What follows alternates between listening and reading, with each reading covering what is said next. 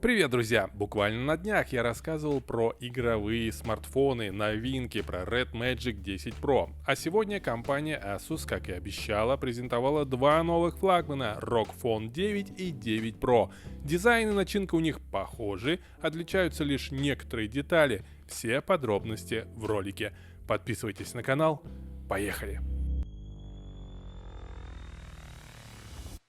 На экране вы видите все технические характеристики новинок. Компания поработала над системой охлаждения. Это важно, учитывая, что в смартфонах используется горячий чип Snapdragon 8 Elite. Графитовый лист стал крупнее на 57%, если кому-то интересно. При желании можно использовать фирменный кулер AeroActive Cooler X Pro.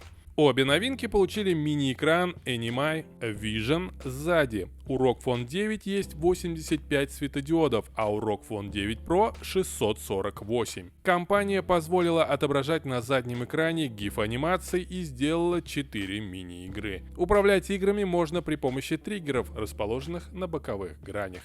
Смартфоны используют 1 на 1,56 дюймовый сенсор Sony в основной камере, заявлена улучшенная 6-осевая гибридная стабилизация, телевик есть только у прошки, датчик с поддержкой трехкратного оптического зума присутствует.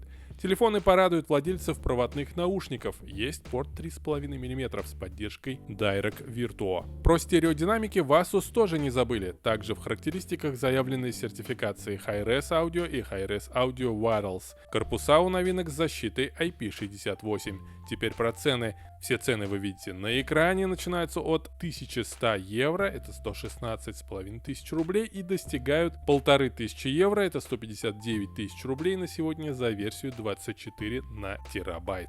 Предварительные заказы стартовали. Для Тайваня, Гонконга и материкового Китая поставки начнутся 20 ноября. В Европе смартфон выпустят в декабре, а с США можно будет купить в январе 2025 года. Напишите в комментариях, как вам новинки. Какой дизайн вам ближе, Red Magic 10 Pro или ROG Phone 9? Спасибо за лайки, подписывайтесь на канал, подписывайтесь на наш второй канал Вечернее Откровение, подписывайтесь на мой телеграм-канал, там скидки достигают до 50% на технику и не только.